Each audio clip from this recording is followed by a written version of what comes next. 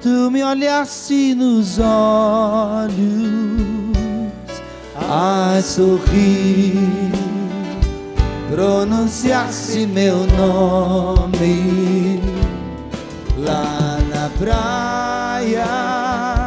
Eu larguei o meu barco junto a ti, buscarei outro mar. Só você, Senhor, Senhor, forte. Tu me olhaste nos olhos A sorrir, pronunciasse o nome, Senhor, lá na praia. Eu larguei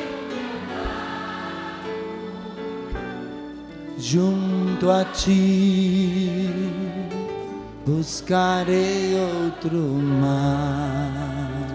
Foi muito bom nós começarmos essa pregação cantando esta música, porque o Senhor que chamou Barnabas, que o nome dele em grego era assim, Barnabas, o Senhor que chamou Saulo, perseguidor dos cristãos, que depois tornou-se Paulo, esse mesmo Senhor chama a mim e a você. E até eu digo, não é chamou simplesmente, chamou sim, mas Ele chama, porque hoje, novamente, Ele nos chama, para isso que nós cantamos, Senhor, Tu me olhaste nos olhos a sorrir, pronunciaste meu nome Lá na praia, eu larguei o meu barco junto a ti, buscarei outro mar.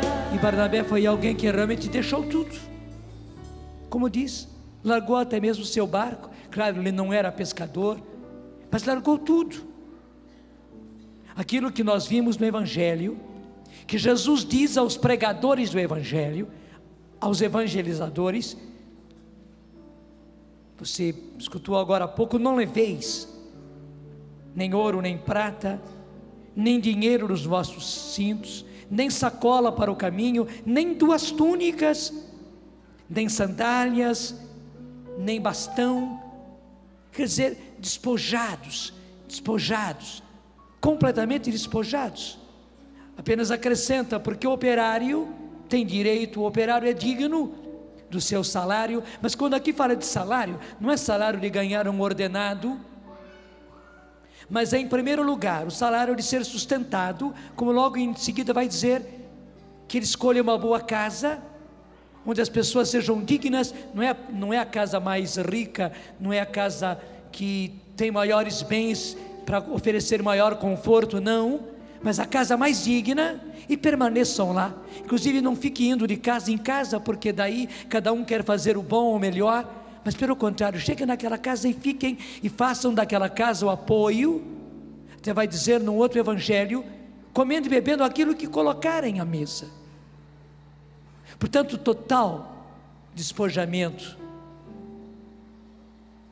E Barnabé viveu isso, tanto assim que a primeira notícia que nós temos a respeito de Barnabé está lá nos Atos dos Apóstolos, capítulo 4, quando, se você quiser acompanhar comigo, Atos dos Apóstolos, capítulo 4, no versículo 32, Atos 4, 32, diz: a multidão dos fiéis era um só coração e uma só alma.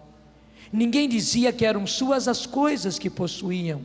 Veja bem, ninguém dizia que eram suas as coisas que possuíam. De tal maneira eles foram possuídos pelo Evangelho, que as coisas que eles possuíam é como se não fossem mais deles. Eles eram os administradores, que as coisas também não podiam ficar largadas, mas ninguém mais dizia que eram suas. Ele tinha um campo, tudo bem, Ele administrava aquele campo, plantando aquele campo, não ia deixar o campo com mato crescendo. Mas, na verdade, não era dele, ele não dizia que era dele. Mas aquilo estava para a comunidade, estava para os irmãos, estava para os outros. Ele tinha uma casa, tudo bem, ele cuidava da sua casa, mas ele não se apoderava daquilo, não ficava dizendo que aquilo era seu, que a casa era sua. Mas pelo contrário, agora a casa era um meio para servir o Senhor, era um meio para receber as pessoas, era um meio para poder evangelizar. Era a partir da casa que ele iria evangelizar, e assim para frente. Se ele tivesse um cavalo, se ele tivesse um camelo, como era naquele começo, naqueles tempos era assim. Se tivesse um camelo, o camelo seria um bom instrumento para a evangelização. Ou se ele tivesse simplesmente um jumento, o jumento seria um bom instrumento. Assim como hoje é um carro, mas para evangelizar. É assim que eles faziam. Ninguém dizia que eram suas as coisas que possuía, mas tudo entre eles era comum. Mas tudo entre eles era comum. Com grande coragem os apóstolos davam um testemunho da ressurreição do Senhor Jesus, e em todos era grande a graça. Nem havia entre eles nenhum necessitado, porque todos os que possuíam terras ou casas vendiam-nas e traziam o preço do que tinham vendido e depositavam-no aos pés dos apóstolos. Repartia-se então a cada um deles conforme a sua necessidade. E por isso diz os Atos que não havia entre eles nenhum necessitado. Onde é que estava o segredo? O segredo estava na partilha. Quem tinha mais trazia para os apóstolos, quem tinha terras, casas, bens, vendia, trazia para os apóstolos. Os apóstolos repartiam, e na partilha acontecia a maravilha de não haver necessitados entre eles. E logo em seguida, terminando o versículo 35, vai dizer: assim, José, a quem os apóstolos deram o sobrenome de Barnabé, Barnabas, que quer dizer filho da consolação, levita, natural de Chipre, possuía um campo, vendeu-o e trouxe o valor dele e depositou aos pés dos apóstolos. Essa é a primeira notícia que nós temos, inclusive, atestada nos Atos. É como um documento daquilo que ele fez. Qual foi o primeiro gesto de Barnabé? Foi despojar-se. E meus irmãos, nós temos aqui uma chave para a evangelização. A evangelização começa na nossa pobreza. E ela depende sempre do nosso despojamento.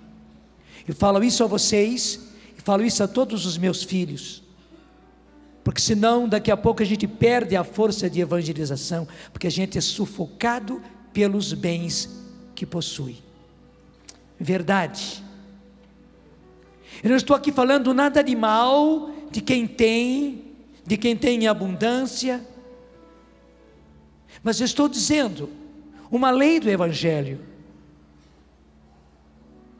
porque se a gente começa a ter, e começa a se gastar em administrar, em conduzir esses bens, e pior ainda, se apegar a esses bens, isso aqui é meu e é dos meus, é meu e da minha família, eu preciso garantir com isso o futuro dos meus filhos, o futuro daqueles que vão ser meus filhos, meus netos. Impressionante, a gente acaba perdendo a força de evangelização. Barnabé, que já já nós vamos ver, teve uma grande força evangelizadora. Foi ele quem descobriu Saulo, que depois tornou-se São Paulo, mas ele descobriu Saulo já na sua conversão. Foi ele que percebeu A sinceridade de Saulo e a sinceridade da sua conversão. Os próprios apóstolos não acreditaram muito não, porque até então lá em Jerusalém ele era um perseguidor, e eles eram responsáveis pelo início da igreja. Quem garantia que realmente aquele Saulo perseguidor tinha se convertido? Mas Barnabé teve essa graça de não ver as aparências, mas ver o coração e acreditar, porque ele viu a obra de Deus em Saulo. Você conhece justamente que os puros de coração, que para poder ser puro de coração precisam ser pobre, eles verão a Deus e verão as obras de Deus. Barnabé descobriu Saulo porque foi um pobre, porque revestiu-se de pobreza. Ele tinha, não é que ele fosse um pobretão, não, ele tinha. E naquele tempo quem tinha um campo, já tinha uma boa propriedade, tinha de onde tirar o seu sustento, os seus lucros e o seu aumento. Mas ele despojou-se, ele abriu mão, ele seguiu ao pé da letra aquilo que diz os Atos dos Apóstolos, foi e colocou nas mãos dos apóstolos, já não era mais dele. Ele vendeu, entregou o dinheiro para os apóstolos repartiram e aquilo desapareceu. Você talvez olhando agora para a Canção Nova e vendo tudo isso que hoje está construído, e todos os aparelhos que nós temos para poder realizar esse trabalho de evangelização pelos meios de comunicação, você pode até ficar admirado, espantado, e dizer, mas como eles têm coisas. Eu começo dizendo a você, nós tivemos toda essa força de evangelização, e chegamos onde estamos, porque nós fomos pobres.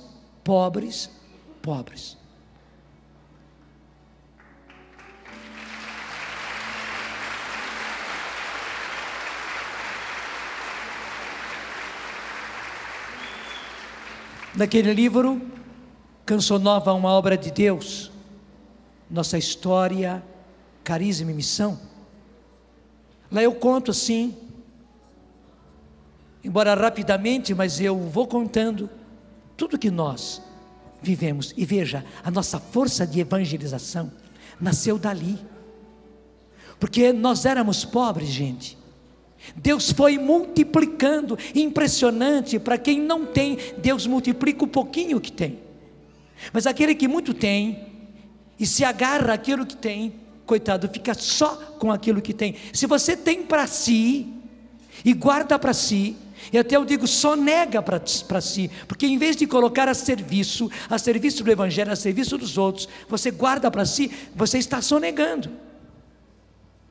Porque na verdade esses bens não foram feitos para ficarem para você, guardados em você, e para você guardar para os seus do futuro. Gente, essa mentalidade que nós herdamos dos nossos antepassados, e que já vem há muito tempo, não é mentalidade cristã, não é mentalidade evangélica, porque nós somos educados assim. Nossos pais, coitadinhos, claro, com toda a boa vontade, receberam isso dos pais deles, que são os nossos avós e bisavós, e também viveram isso e passaram para nós. Mas eu sou obrigado a dizer, isso não é evangélico, pelo contrário, é anti-evangélico. Que eu tenho que ter para mim, tenho que guardar para mim e garantir para os meus filhos. Quem disse que é assim? O Evangelho diz justamente o contrário. Ele manda a gente ser como as aves do céu, ou como os lírios dos campos. Verdade ou não é? Se até quanto ao nosso sustento no agora, quanto ao futuro, quanto pai, quanta mãe vive se descabelando, não tem tempo para nada, nem para a família, nem para os filhos, para garantir o sustento hoje, e mais ainda o sustento para eles futuramente, porque eu tenho que deixar isso para o meu filho, eu tenho que estudar o meu filho, eu preciso que meu filho faça uma boa escola, eu preciso que meu filho faça uma faculdade. E quanto filho aqui e fora daqui, em outras nações, desculpe, deu um solene pontapé no seu pai, na sua mãe, depois que pai e mãe se gastaram para estudar o bendito, para não dizer a palavra contrária, para pôr numa faculdade, para lhe dar um diploma. Quantos e quantos deram um solene pontapé no pai e na mãe? Se não deram um pontapé, pai e mãe ficaram lá. Claro, coitadinhos dos nossos pais, se alegram naquilo que fizeram. Eu estudei o meu filho, eu estudei a minha filha.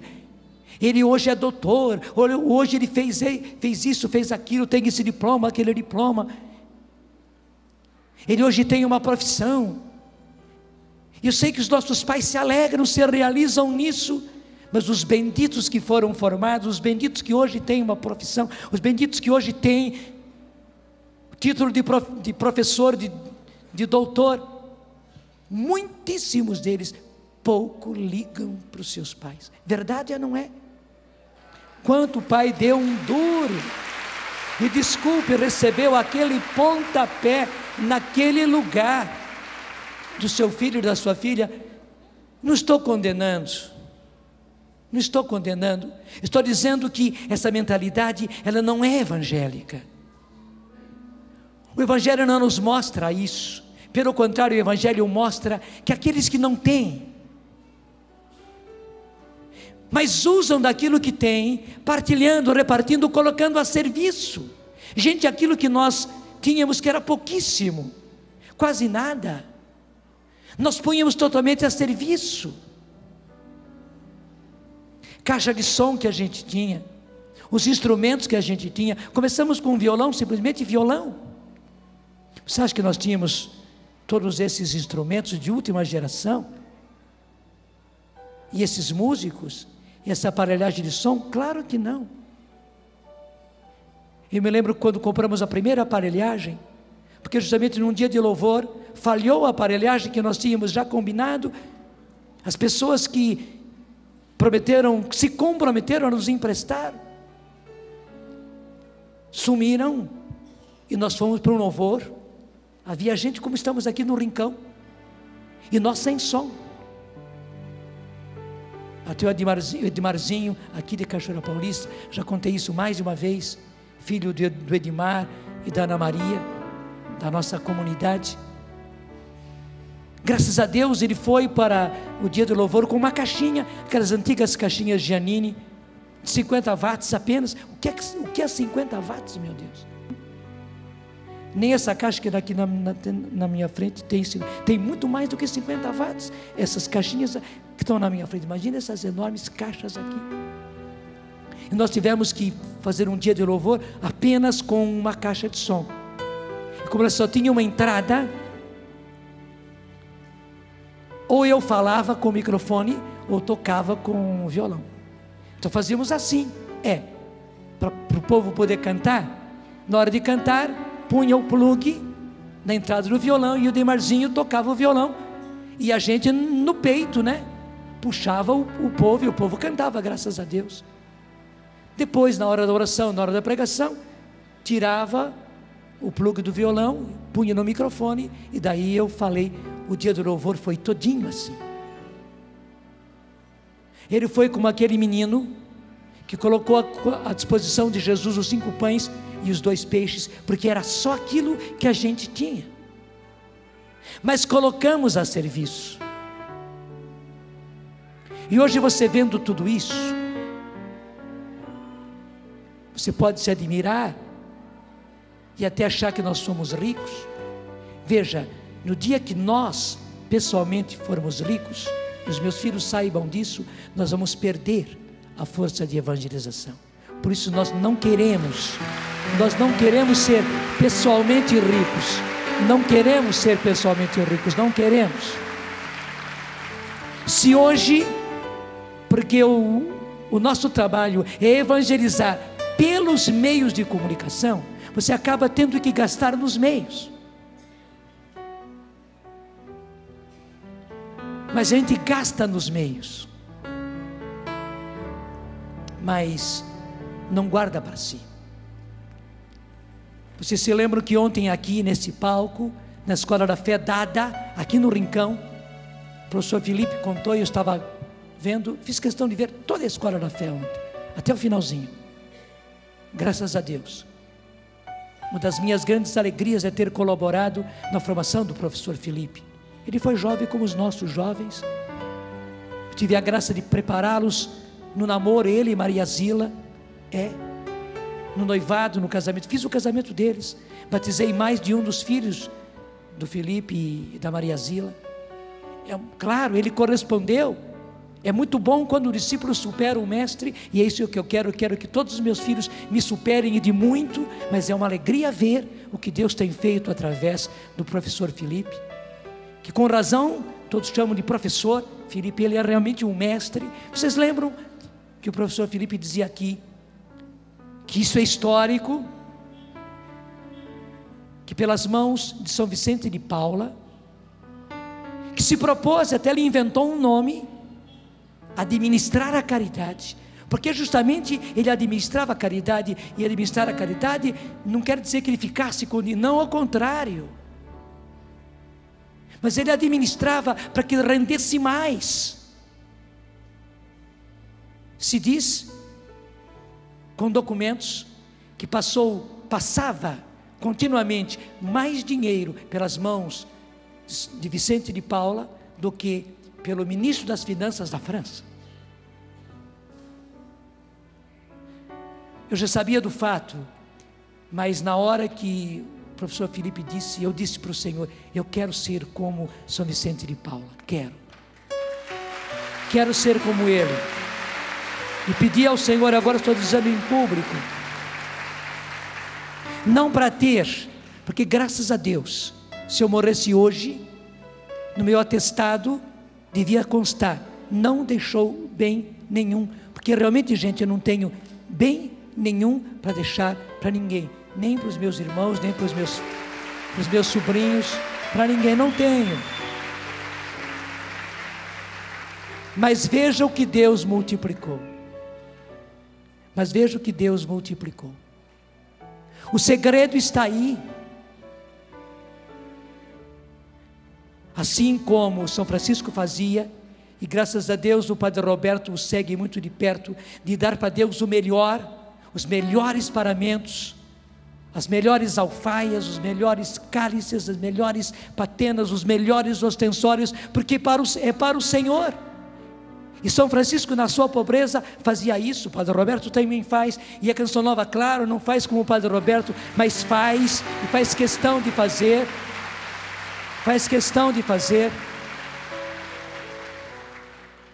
porque é para o Senhor, é no Senhor que nós investimos, e aí que está, tanto quanto nós investimos no corpo real do Senhor, corpo e sangue do Senhor, nós investimos no corpo do Senhor, que precisa de evangelização. Gente, hoje o nosso povo, especialmente no Brasil, mas temos que dizer que também na Europa, e também nos Estados Unidos, e também no Canadá, e infelizmente no restante das nações, o povo está se perdendo pela ignorância, pelo desconhecimento. O nosso povo não conhece o Evangelho, o nosso povo não conhece Jesus. No fundo, no mundo inteiro, o povo está gritando, queremos ver Jesus, nos mostrem Jesus. Se não dizem assim, a sede deles é esta, porque uma pessoa que está morrendo de sede, a sede dela já é um grito, me deem de beber, estou morrendo de sede. Realmente o nosso povo está assim, e o nosso povo, desculpe, está perdidinho, mas por causa da ignorância.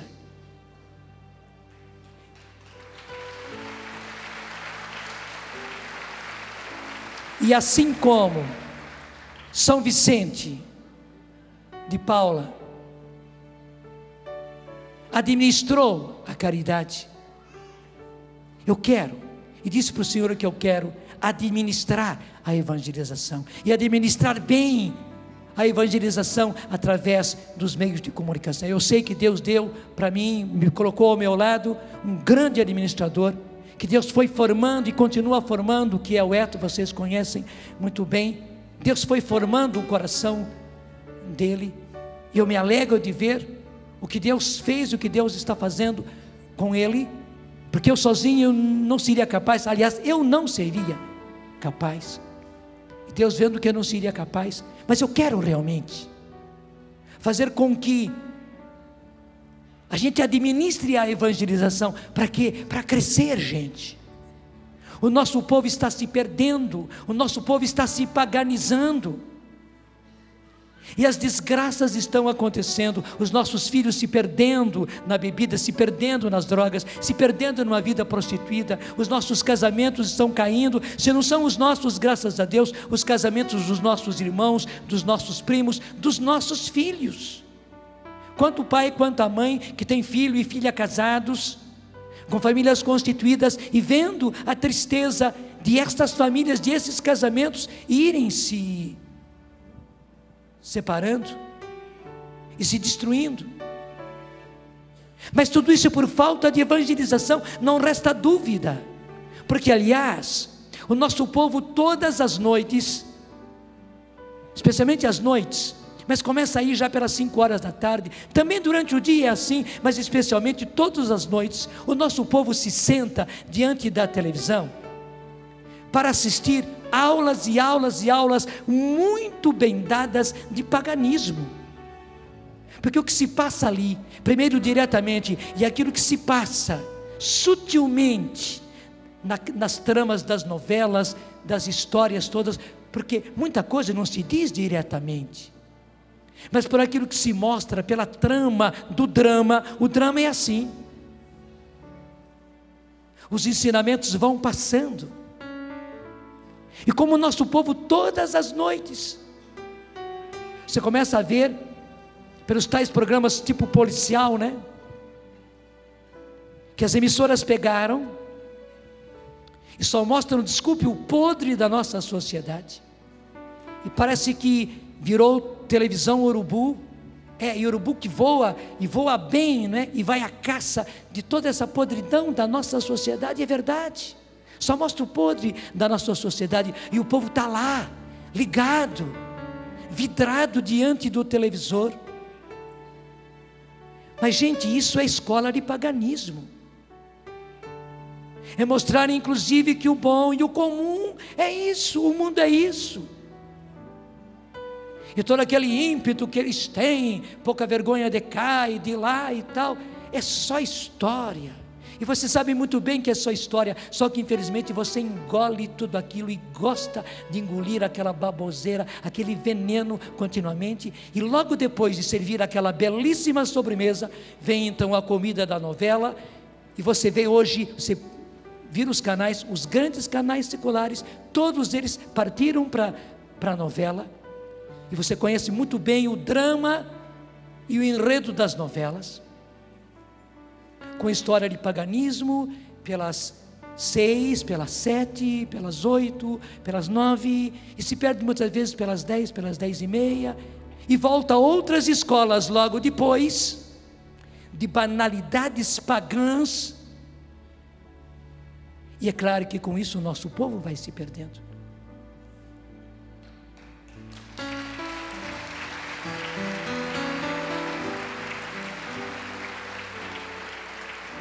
E é por isso que é preciso, e é que está, na pobreza, mas na responsabilidade, sim, na pobreza, mas na responsabilidade, administrar a evangelização. Então, se é necessário muito dinheiro, porque é necessário, não é que a gente queira, se fosse possível fazer tudo isso, sem muito dinheiro, nós o faríamos, porque sempre nós usamos as coisas mais simples possíveis, porque nós começamos com uma rádio pequenininha, com os aparelhos que nós tínhamos. Quando começamos televisão, gente, claro, nós queríamos começar com uma aparelhagem profissional, porque claro, estávamos fazendo televisão, mas justamente como a instituição lá da Holanda, que nos havia prometido doar a aparelhagem, na última hora nos mandou uma carta dizendo que eles não podiam doar. Nós, com cara e coragem, porque já tínhamos recebido a concessão do governo, começamos a fazer televisão com aquelas camerazinhas que ainda hoje se usam, que naquele tempo eram muito mais rudimentares, aquelas camarazinhas que a gente usa para gravar aniversário, batizado, casamento, foram aquelas câmeras VHS que nós começamos a usar para fazer televisão. Mas fizemos porque queríamos? Não. Mas uma vez que não tínhamos outra coisa, na nossa pobreza, com cara e coragem, nós começamos a fazer assim.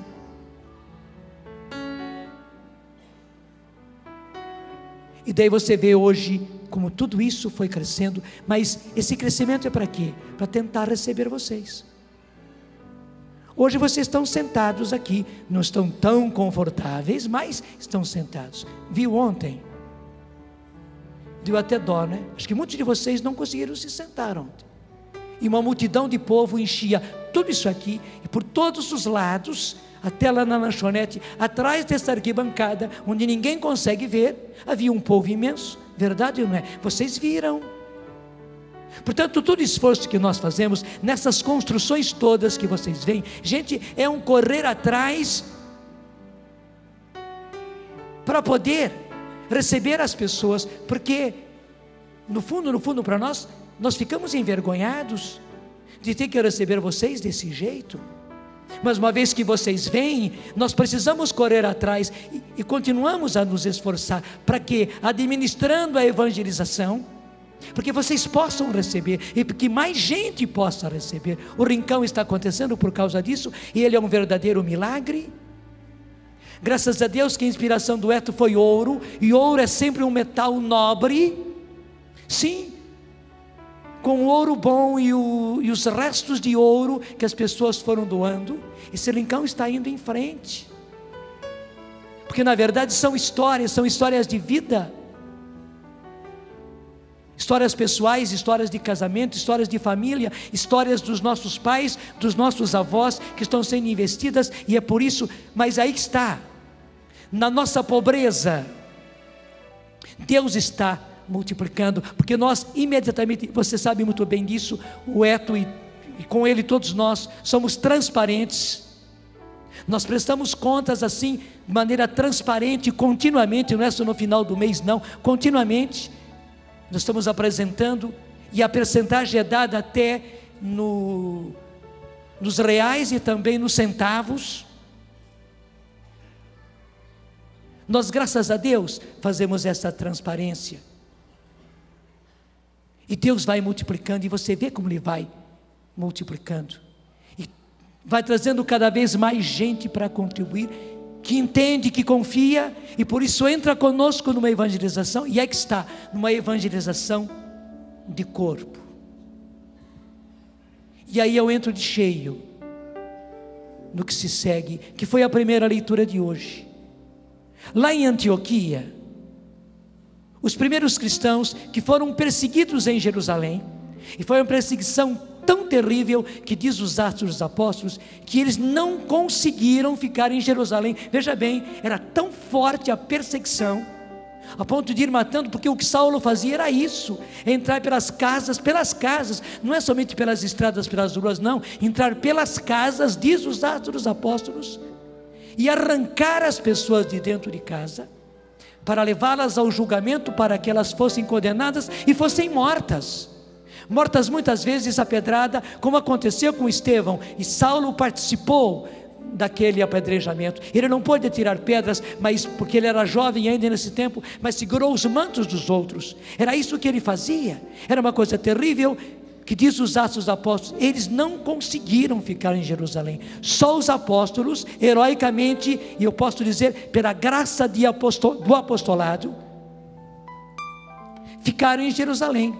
Os outros todos se espalharam, e foram indo, e um grupozinho deles chegou a Antioquia, e que beleza, lá em Antioquia, eles começaram a viver o que eles viviam em Jerusalém. E o que é que eles viveram em Jerusalém? Em Jerusalém eles receberam o Espírito Santo, e ficaram cheios do Espírito Santo, e viram a partir dos apóstolos, os dons do Espírito Santo acontecendo, e eles também, quando começaram a orar pelas pessoas, como faziam os apóstolos, como faziam as primeiras comunidades, eles viram também os prodígios, os sinais, os milagres, e os judeus impedindo que eles continuassem a pregar, impedindo que eles continuassem a fazer curas, milagres, E como as coisas continuavam, a perseguição caiu tremenda. Eles foram perseguidos por isso. Veja bem, foram perseguidos pela graça do batismo no Espírito Santo e por causa dos dons que realizava, curas, sinais, prodígios, milagres. Eram maravilhas que as pessoas viam. Foi por isso que eles foram perseguidos.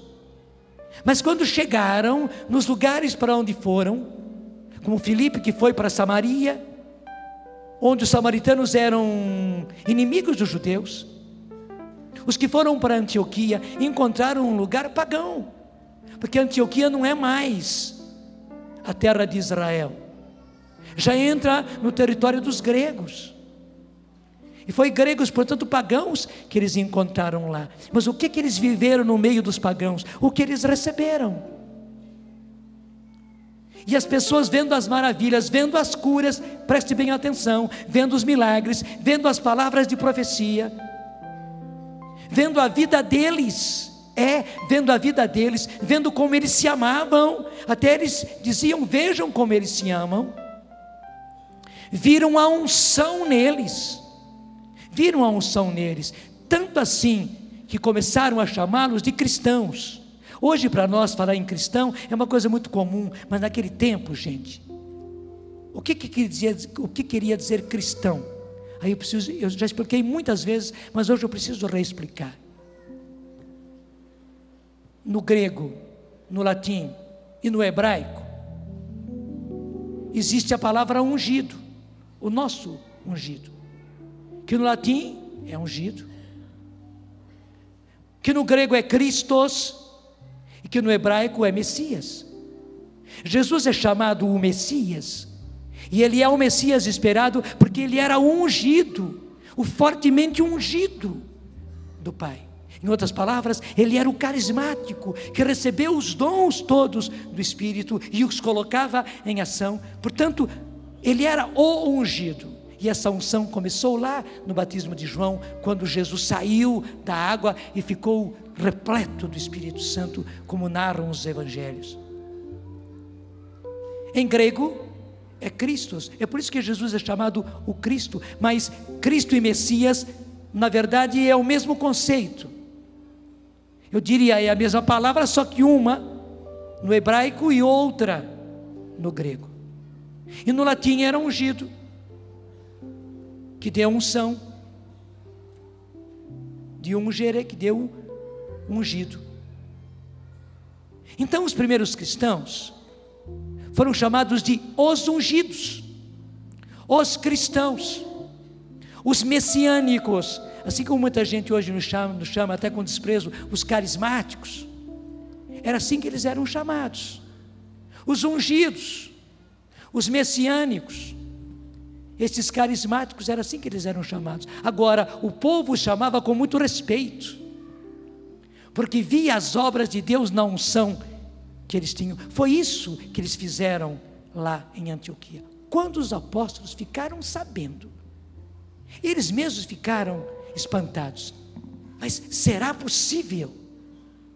E mandaram Barnabé para lá, porque Barnabé justamente era um homem cheio do Espírito Santo. E que como é que começou toda a história de Barnabé? Despojando-se, fazendo-se pobre. Ele que não era pobre, ele que era rico, ele que tinha bens, despojou-se e tornou-se pobre, e tornou-se um grande ungido. Portanto, um homem de sabedoria, um homem de discernimento. Mandaram Barnabé para lá, e quando ele chegou, ele viu que era verdade. Aqueles pagãos estavam cheios do Espírito Santo, e o mais lindo, gente, usando os dons, dom de línguas, dom de palavra de ciência, dom de palavra de sabedoria, profecia, curas, milagres, tudo acontecia entre eles. E ele via um campo aberto para evangelizar os pagãos, e pensou ele: como é que eu vou fazer? Mas o Espírito Santo logo o fez lembrar: Saulo o perseguidor. E ele volta para Tarso. Ele sabia que Saulo estava refugiado em Tarso. Tudo isso é narrado pelos Atos dos Apóstolos, a partir do capítulo 11. Só não estou lendo para poder caminhar. E lá ele pega, conversa com Saulo, e vem com Saulo. E aí eles percebem, veja bem, Não é que eles impuseram um método, não, eles viram já um método usado. Na pobreza daqueles perseguidos de Jerusalém que chegaram lá, eles continuam a evangelizar assim. Eles evangelizavam levando as pessoas à graça do derramamento do Espírito Santo. Então aquelas pessoas que eram pagãos, que não sabiam nada de nada, de repente cheios do Espírito Santo, ficavam cheios de fé, cheios de fervor. Eles também começavam a falar de Jesus, começavam eles a querer saber a respeito das histórias da Bíblia, daí queriam saber daquilo que Jesus ensinou. E também eles começavam a usar os dons do Espírito Santo, e por eles, pela oração deles, por intermédio deles, as pessoas eram tocadas, eram curadas, eram convertidos, verdadeiros milagres aconteciam entre eles, e a vida se mudava. O mais importante é que a vida se mudava. E quando chega um belo dia, como está aqui na primeira leitura de hoje, eles estavam em oração, uma oração carismática, cheia de profecia, cheia de palavras de Deus. E de repente o Espírito Santo fala em palavra de profecia: separem para mim Barnabé e Saulo para a missão para a qual eu os envio. Então, recebendo essa palavra de profecia, eles obedeceram, oraram por eles, e os dois saíram na primeira visita apostólica. Veja bem, eles foram para lugares, gente, onde o Evangelho ainda não tinha sido pregado. Na Ásia Menor e na Grécia, onde eram todos pagãos, porque veja bem, para os judeus era até bem mais fácil. Eles conheciam muito bem a Bíblia, conheciam as profecias, eles esperavam o enviado, o Messias, eles esperavam a vinda do Messias. Era só mostrar que Jesus realizava as profecias, que portanto ele era o enviado do Pai, ele era o Messias, para um judeu poder aceitar. Claro, aí dependia da pessoa, mas que estava ali diante dele a opção para ele poder aceitar Jesus. Estava, então era muito mais fácil. Mas agora imagine entre os pagãos. Os pagãos não sabiam nada de nada a respeito da Bíblia. Como falar a eles a respeito de Deus? Como falar a eles a respeito das coisas da Bíblia? Como falar a eles a respeito de Jesus? Porque eles não sabiam nada de nada, só conheciam os deuses deles, e só tinham os costumes deles, que eram literalmente pagãos, obscenos, depravados. E como mudar toda essa situação? Ai, que beleza! Daí Paulo e Barnabé, de cidade em cidade onde eles vão indo, o método deles era levar a graça do batismo no Espírito Santo. E daí as pessoas batizadas no Espírito Santo, cheias do Espírito Santo, daí havia uma fome e uma sede neles, de quererem saber mais e melhor. Mas veja, antes se criava a sede pelo Espírito Santo, porque eram cheios do Espírito Santo. Daí começavam a rezar, daí procuravam saber como é que estava, como é que tinha sido mostrado, como é que eram as profecias, das quais eles não sabiam nada antes, mas havia um interesse, porque estavam cheios do Espírito Santo. E mais do que tudo, eles queriam conhecer Jesus, saber a respeito de Jesus, a doutrina de Jesus, o que Jesus fazia, como Jesus vivia, e como os apóstolos viviam como Jesus, para viverem igual. E ao mesmo tempo, como Jesus operou curas, milagres, como eles viram o que os apóstolos realizavam, como eles estavam também cheios do Espírito Santo, também eles ousavam, e pela oração, o Senhor fazia através deles, pelas mãos deles, pela oração deles, curas, milagres, prodígios, sinais. E com isso, gente, ia aumentando, e que maravilha! Paulo e Barnabé entraram, para aquela região que é a Europa. Depois de pregarem na Ásia, depois de pregarem na Grécia, eles entraram pela Europa, por aquela região que é a antiga Iugoslávia, mas entraram, e depois a coisa foi entrando pela Europa, e vai chegar em Roma, onde, interessante, que lindo, tanto Pedro como Paulo vão terminar a própria vida pregando o Evangelho lá em Roma, no coração do Império Romano. Mas por que tudo isso? Porque o método que o próprio Espírito Santo mostrou a eles. Em primeiro lugar, Paulo e Barnabé viram com os próprios olhos, e puderam voltar a Jerusalém e contar para eles que era assim. Eles também ficavam admirados, mas estava acontecendo, era um fato, e contra os fatos não há argumento.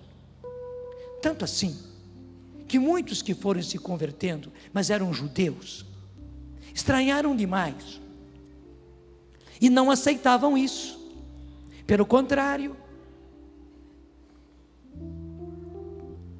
eles achavam, e até brigavam por isso, que os pagãos tinham que antes conhecer a Bíblia, conhecer os patriarcas, conhecer os profetas, para depois desejarem o Messias, entrar na prática das leis de Moisés, para então depois aderirem ao Evangelho, depois serem batizados, e por fim serem batizados no Espírito Santo. Mas, meu Deus do céu, Paulo, Barnabé e os discípulos que ele foram formando, Timóteo, Silas, Tito, Áquila, Priscila, percebiam que não era possível. Eles iam demorar anos e anos e anos e anos e anos, ensinando tudo para eles a respeito dos patriarcas, dos profetas.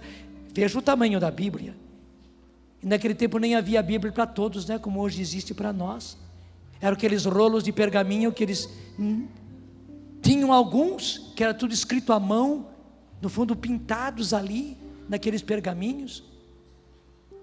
Como ensinar tudo que estava na Bíblia, para depois pensarem em falar de Jesus? Não era possível. Pelo contrário, eles estavam vendo os fatos, que as pessoas eram mudadas, eram transformadas pelo poder do Espírito, porque eram cheias do Espírito Santo, e daí elas ficavam sequiosas,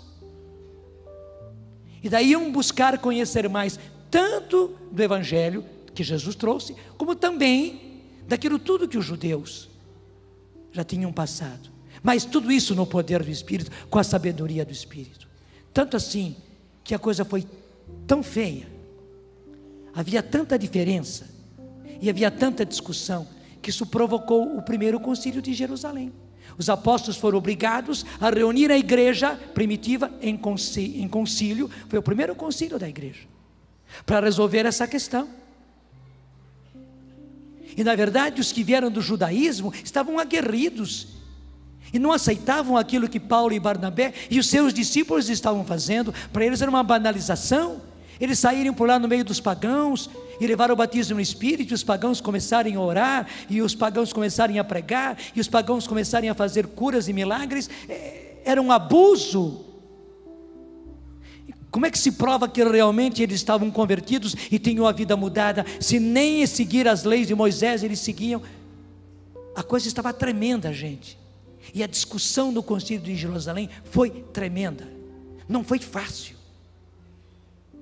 A coisa se sanou porque Pedro, e a autoridade de Pedro já era reconhecida, ele se levantou e pediu que todo mundo parasse de falar e de discutir, e ele não falou em argumentos, em teoria, ele trouxe fato, e contou aquilo que aconteceu com ele na casa de Cornélio, que você sabe muito bem, onde ele, que nem queria ir para lá porque eram pagãos, acabou sendo convencido pelo Senhor por causa da visão que ele teve. E quando ele chega na casa de Cornélio, encontra realmente não só Cornélio, mas a sua família toda, os seus soldados, os seus criados, os seus escravos, e todos eles sequiosos, querendo saber alguma coisa. Pedro então começa a pregar e disse: eu comecei a pregar, e pregar o querigma, pregar Jesus, mas enquanto eu pregava, eu nem terminei a minha pregação, de repente eu vi o Espírito cair sobre eles. E por que eu vi? Porque de repente eles começaram a orar em línguas, explica Pedro, e a profetizar como nós. Até disse Pedro: eu não sabia o que fazer, então peguei aqueles que foram comigo, que eram 5 ou 6, e conversamos entre nós, E da nossa conversa eu tive que concluir como é que nós podemos negar o batismo a esses que já receberam o Espírito Santo como nós o recebemos em Pentecostes. Veja, como nós recebemos em Pentecostes, eles receberam. Então os que foram com Pedro concordaram, claro, temos que batizá-los. Daí Pedro batizou toda aquela grande família que estava lá, que era Cornélio, sua esposa, seus filhos, seus parentes, mas também seus criados, seus soldados, seus escravos. Foi uma maravilha, e Pedro lhes contou isso, e foi isso que colocou água na fervura. E por fim, os apóstolos concordaram, veja bem, que contra os fatos não há argumentos. Era essa a metodologia que o Espírito Santo, que portanto o Pai, o Filho, através do Espírito, estava fazendo para evangelizar os pagãos. E os fatos estavam ali, tanto assim que os pagãos estavam cheios do Espírito Santo, em outras palavras, batizados no Espírito Santo, afervorados, orando, pregando eles também, e também os dons do Espírito Santo aconteciam entre eles, profecias, curas, e tudo ia se transformando, e cada vez mais crescia, e o paganismo foi sendo conquistado. Você entendeu? Gente, no mundo pagão que nós estamos, foi por isso que eu falei no começo, que nós estamos numa... O que é isso, Ricardo? O senhor Padre Jonas está falando sobre fatos da história da igreja. Aqui está um desses fatos. Este é o Akai 4000 DS, primeiro equipamento na rádio, que nos foi doado justamente para que a rádio pudesse realizar a sua missão de forma tão forte, a partir já daquele momento. Esses fatos que o Padre Jonas, pode aplaudir mesmo, porque é obra do Senhor, daqui tudo começou. Padre Jonas está falando aqui de fatos tão concretos sobre a nossa história, a história da nossa igreja. Mas é claro que a gente não pode negar que nesse aparelho aqui, nesse equipamento tão antigo, está mais um fato, da maneira tão nova como o Senhor Jesus quer ver renovada a sua igreja. Foi daqui, desta primícia, que tudo começou. Eu me lembro muito bem desse gravador, que naquela época era um gravador profissional, foi o primeiro gravador profissional que nós tivemos. Mas olha o tipo dele. Mas como nós o fizemos render, inclusive o peso, né? Isso, inclusive o peso. Mas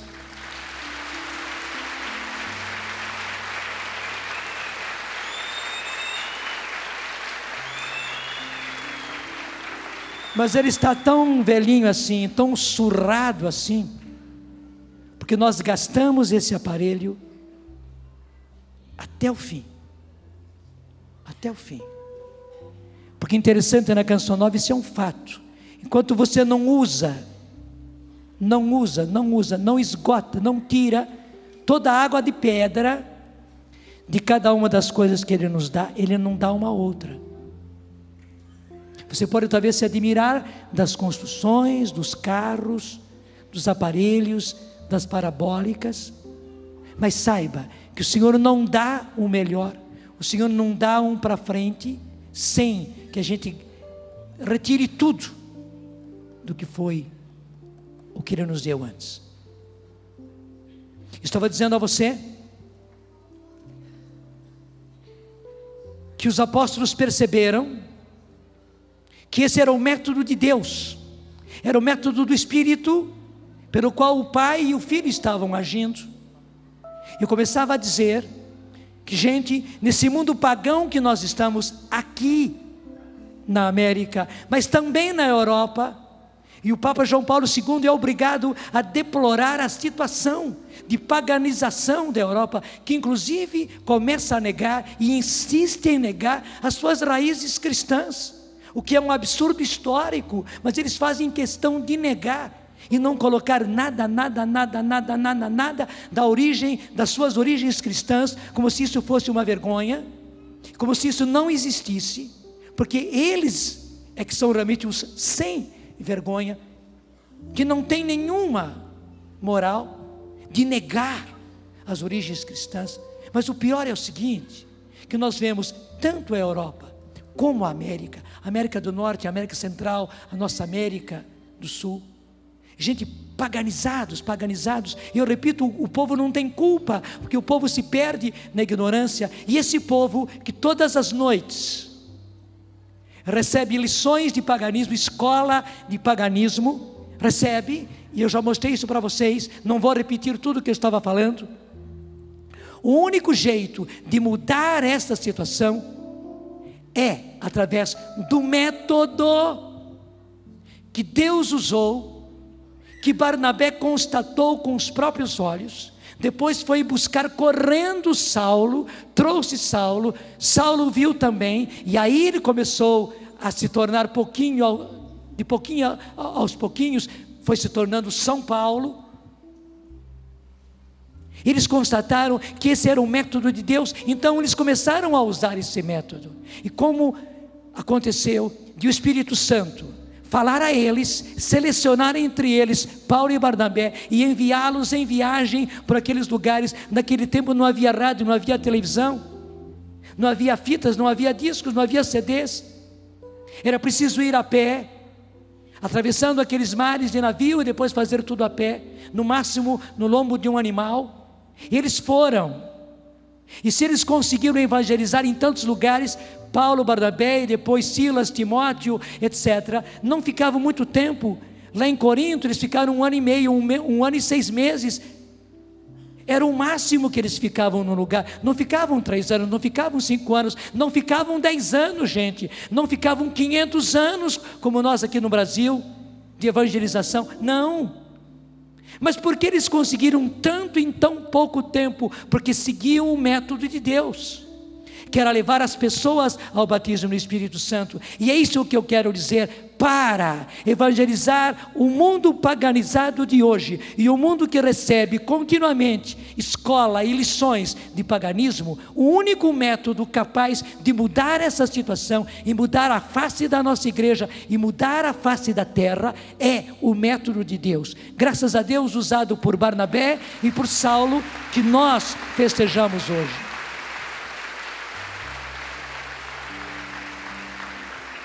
Porque esse método, gente, não tem 20 anos, nem 30 anos de renovação carismática. Esse método tem 2000 anos.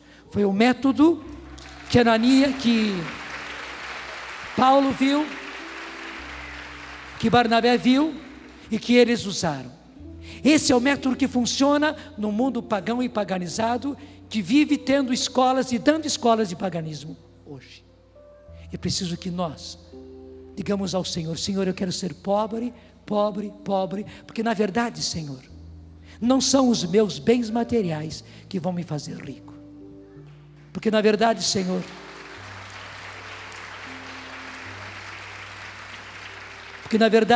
quando chega o momento de eu levar alguma transformação aos meus, eu não tenho o que falar e não tenho o que fazer. A única coisa que eu tenho, Senhor, agora escutem até o final, a única coisa que eu tenho, Senhor, é poder pedir a graça do batismo no Espírito Santo. E porque eu creio, Senhor, orar para que as pessoas, a partir dos meus, mas todas as pessoas que cruzarem o meu caminho, ou todas as pessoas que eu cruzar o caminho delas, que cada uma dessas pessoas seja batizada no Espírito Santo. É o tudo que eu posso transmitir. Nem é dar, porque não sou eu quem dou, quem batiza é Jesus, é o Senhor Jesus. Mas eu mostro, eu aponto, eu peço, como Barnabé, como Paulo, como Silas, como Timóteo, como Áquila, como Priscila.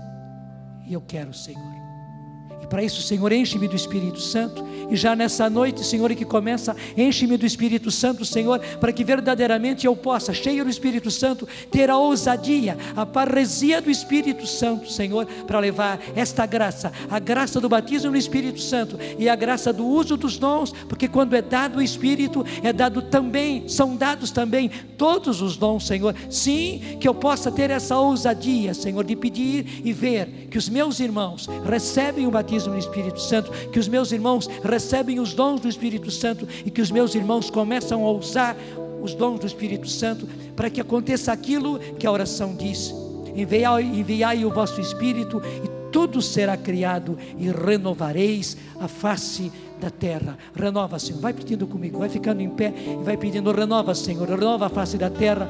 Mas para renovar a face da terra, Senhor, renova a nossa sociedade, renova, Senhor, o Brasil, renova a América, Senhor, renova a Europa, renova Portugal, Senhor, renova, Senhor, renova a nossa sociedade, renova, Senhor, a minha família, renova, Senhor, as nossas famílias, renova-nos, Senhor. Sim, eu preciso ser renovado e cada um dos meus precisam ser renovados, mas eu preciso ser o primeiro cristão.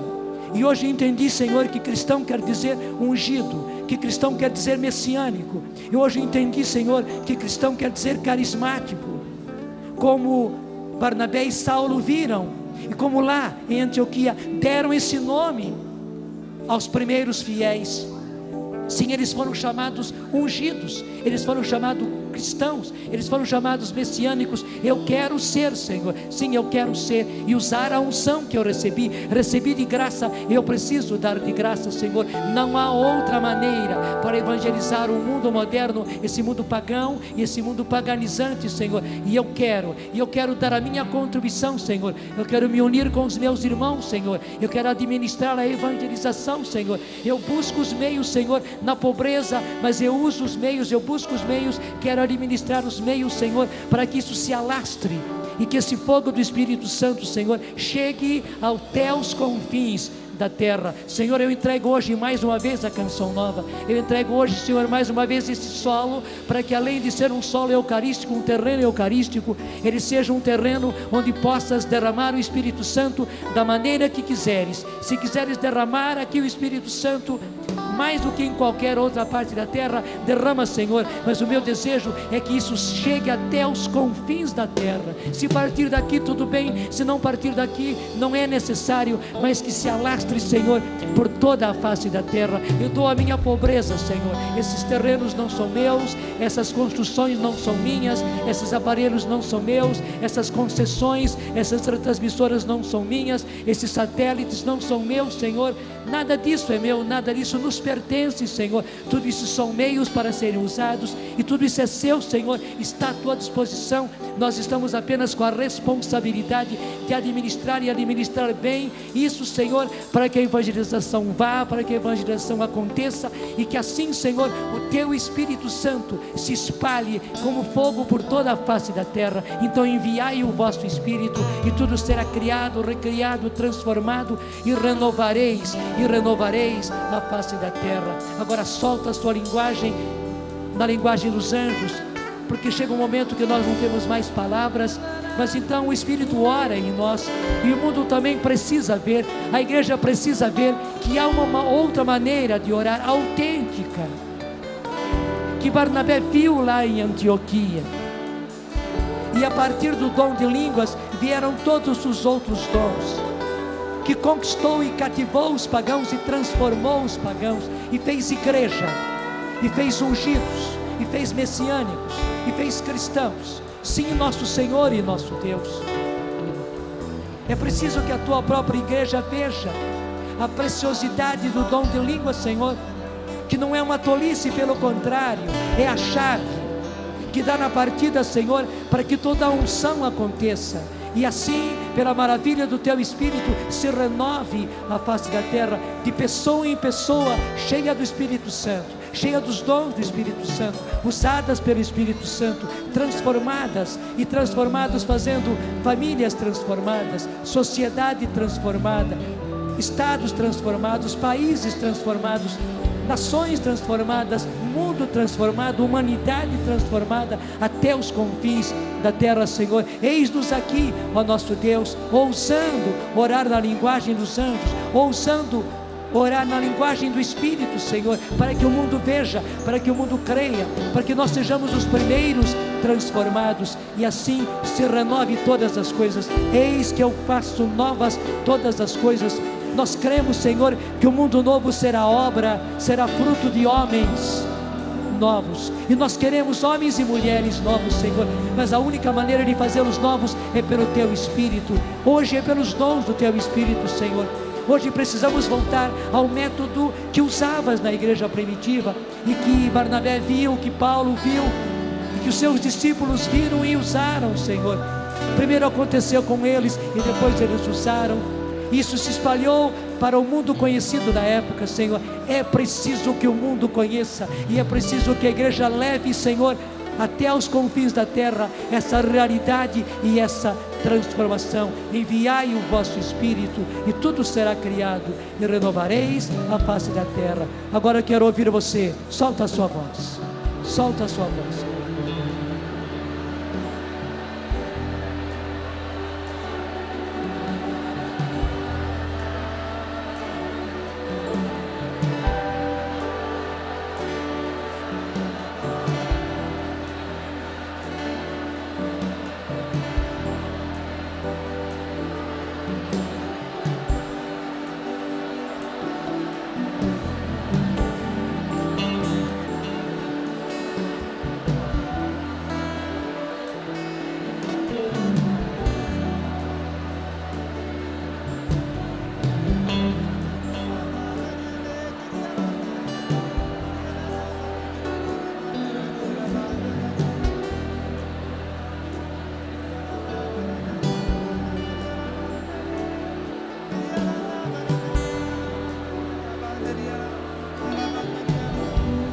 Sustente assim a sua oração, ergue seu braço mais no alto, solte sua voz, continue orando assim.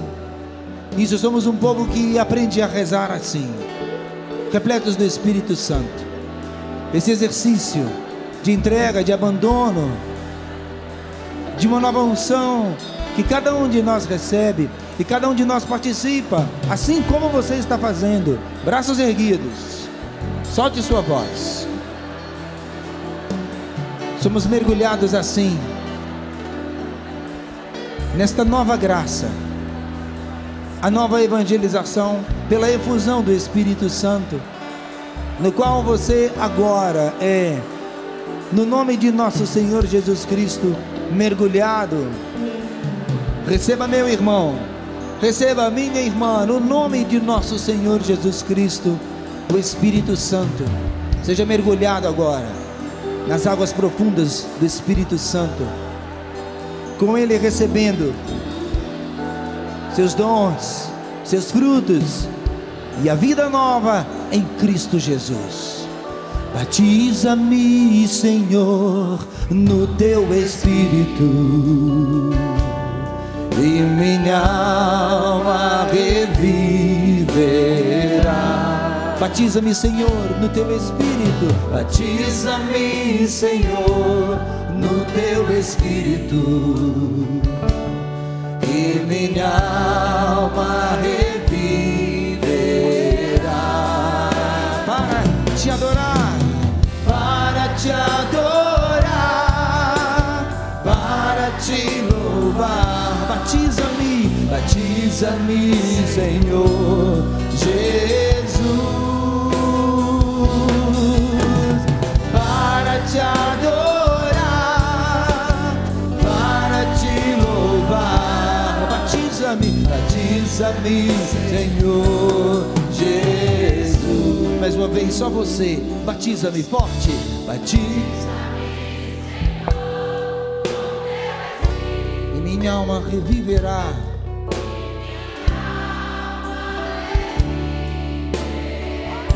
Batiza-me, Senhor, no Teu Espírito. Batiza-me.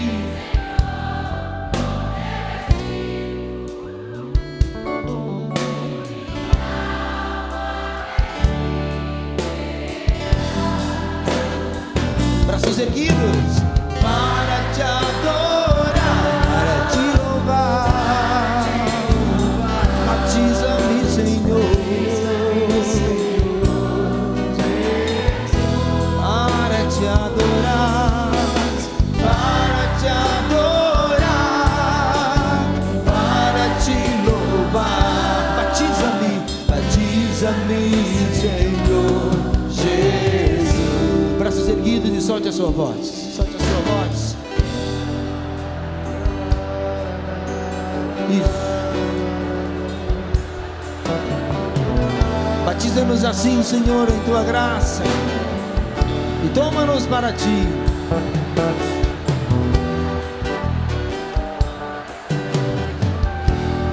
Homens novos, batizados no Espírito Santo, braços erguidos.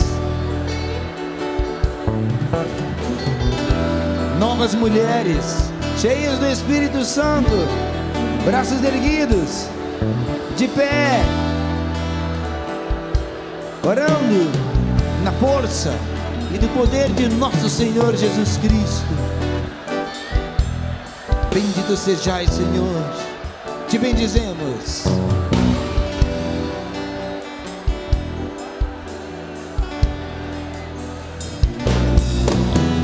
Para te adorar, para te louvar. Batiza-me, batiza-me, Senhor Jesus, para te adorar, para te louvar. Batiza-me, Senhor Jesus.